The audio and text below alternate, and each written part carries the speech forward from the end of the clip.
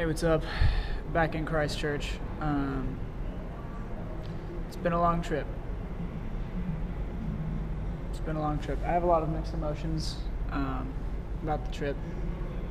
All in all, just for starters, so it was a 9-day trip in New Zealand, and I was really excited in the beginning, but then then I came down with food poisoning. And for those of you that have had food poisoning, it's kind of like, for those of you that drink avidly, it's like what I imagine a multi-day hangover to be. Basically vomiting, bowel issues, just the whole 9 yards. And let me just describe to you what that's like on a bus. First of all, you can't get off the bus whenever you want, especially with these guys, because we had to cover a lot of distance in a fairly short amount of time. So, they weren't that accommodating to the bathroom thing. They did pull over one time for me to take a piss, which, again, was my record piss of 2 minutes long. It clocked in over 2 minutes long, which is, for me, amazing.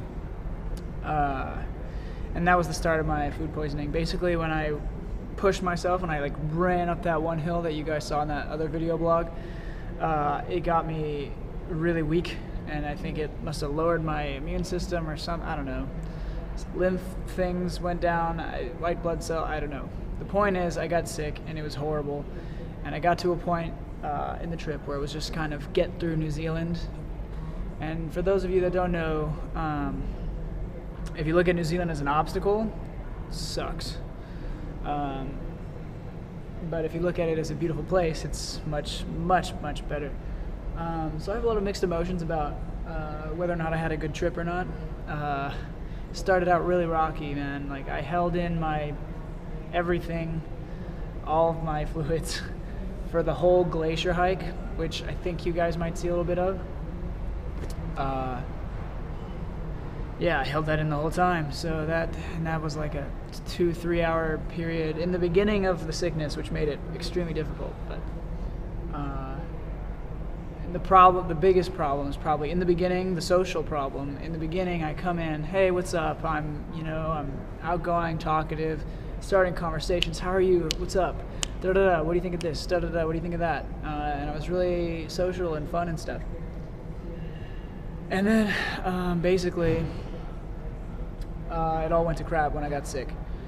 So it was 3 days of just me needing a bathroom all the time. I probably spent a good a sixth of my time in New Zealand in a bathroom, which is pretty frustrating.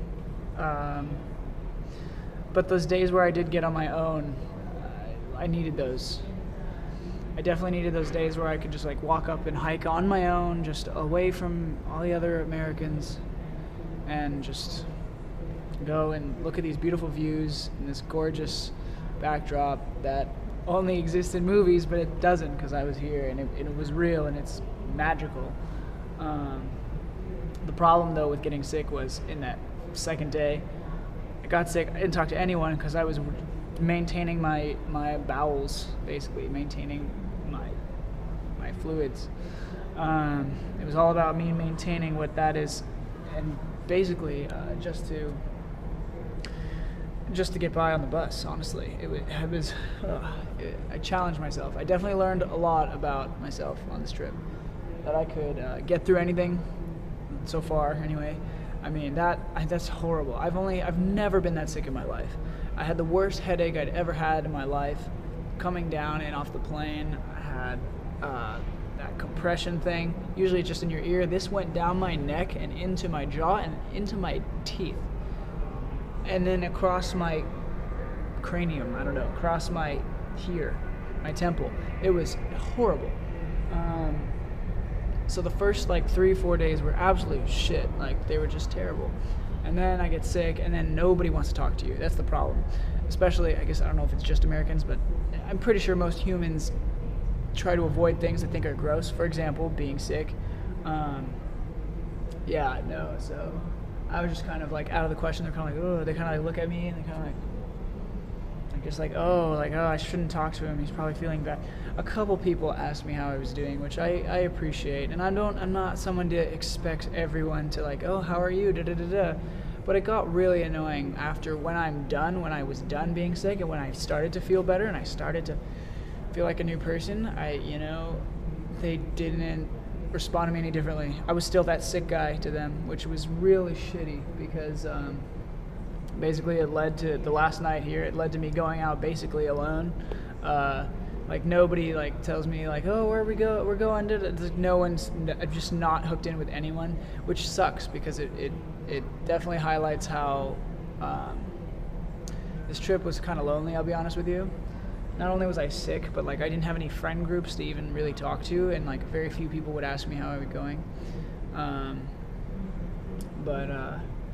then as far as fucking Americans, dude, like I didn't understand that world perspective, and I think, was it the 4th vlog that I did at Coogee? I didn't understand that perspective of America and how it could be so like black and white, like, oh, Americans are loud and obnoxious, and everything that everyone else thinks is true. Because the 50 Americans that I was traveling with, okay, there's 4 Canadians, which are pretty cool, but everyone that I was traveling with was just opinionated. They had to be heard all the time. They had to say exactly what they were thinking and feeling all the time. They could not keep it to themselves to save their life. They were ignorant. They would just say stupid things on purpose. And one guy was just a fucking asshole. He's like, fuck New Zealand. Like, I was sick, and I never once said that until around now, where it's just like, people do not... I mean, I had a very critical situation. I needed to know where a bathroom was. I was like, do you know where a bathroom is? Or like, do you know how long the next stop is? And people would give me shit and like be humorous. But like, I don't know if it's a Kiwi thing, but here it's just such a barrier to communication when I like need a bathroom. Otherwise, I'm gonna shit all over everyone's floor. It becomes very, very critical. But yeah, no, people weren't really accommodating to that. I don't know if it's just me or... Good morning, ladies and gentlemen. Virgin Australia, flight BA81 to Brisbane. Nope. We'd like to invite passengers seated in rows 16 to 30. But yeah, to please basically, please it was really hard socially. But I pushed myself to go out on the last night anyway, even though I'm not trying to drink a lot. One, I'm not going to pay money for... And also, everyone's rich. Everyone was so well off. Like, oh, I can just buy... Like, I think people spent hundreds of dollars on alcohol in a week. I'm like, God, all you guys care... And they're, like, demanding. Americans are demanding. Where's the next bottle shop? Where's the next bathroom? Like, I only asked when I needed it sometimes. Okay? These kids, I'm the same age as them, but it's like all they care about is just destroying their bodies, and then they complain about it the next day for like an hour. Like, what is happening there? Like, how are you growing? Like, what are you... I basically went out sober and met people on my own, not even on a beer. I started talking to people before I was drinking, like in a public place on my own. Like, I'm pushing myself to grow here, but I guess that's not on everyone's agenda.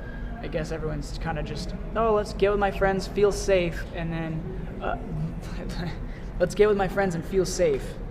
I don't know. But yeah, I'm probably gonna do a little bit about the American way later. But this is going on way too long. Anyway, but then you look at the positives, and it's New Zealand. I mean, I was in Jurassic Park. I was in Middle Earth. Like, I will show you footage soon at some point. I mean, that there were dolphins. You just add dolphins to any story and it becomes awesome. I had a transcendental experience with like 40 dolphins like swimming behind our boat in Milford Sound, which I recommend everyone should do because holy shit, Milford Sound is amazing. I was on a helicopter ride and it was really short, but it was like a 5-minute ride just over some ridges, over some river, and I mean just, oh my God, it's amazing. New Zealand has a lot to offer in natural resources or just natural beauty and stuff. The water is a color that I will probably never see in America. Maybe, I don't know, but I mean, it's gorgeous. And it was very, very helpful to have that coming out of being sick because I was right about to not have a good time. But so would I recommend this trip with these guys? Probably not. Like unless you have a group of friends, definitely don't try going with like a tour bus where it's marketed to Americans, which I realize that now. They came to us in an auditorium and which full of mostly Americans who are stereotypically lazy and don't like to do things. I just didn't know how to do it, ignorant. So I was like, oh, they're booking everything for me, I'm gonna take it. So good and bad decisions, ups and downs literally the whole time. New Zealand is beautiful, but was my experience here that great?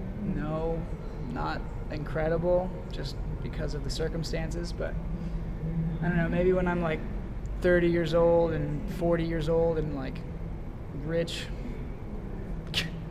maybe I'll come back. Just it costs so much here, you know. I got charged for a plastic bag, 10 cents, but apparently those were the guys that ripped you off. I don't know. There's a lot that I don't know. Thank you for waiting, ladies and gentlemen. Virgin Australia flight BA81 to Brisbane would now like to invite all With that remaining said, passengers to New Zealand is now beautiful. gate 32. This is Please kind of keep more of your a mask personal open at the front of your kind of cage and your boarding pass note. available for inspection. Thank you. With that said, have a good day.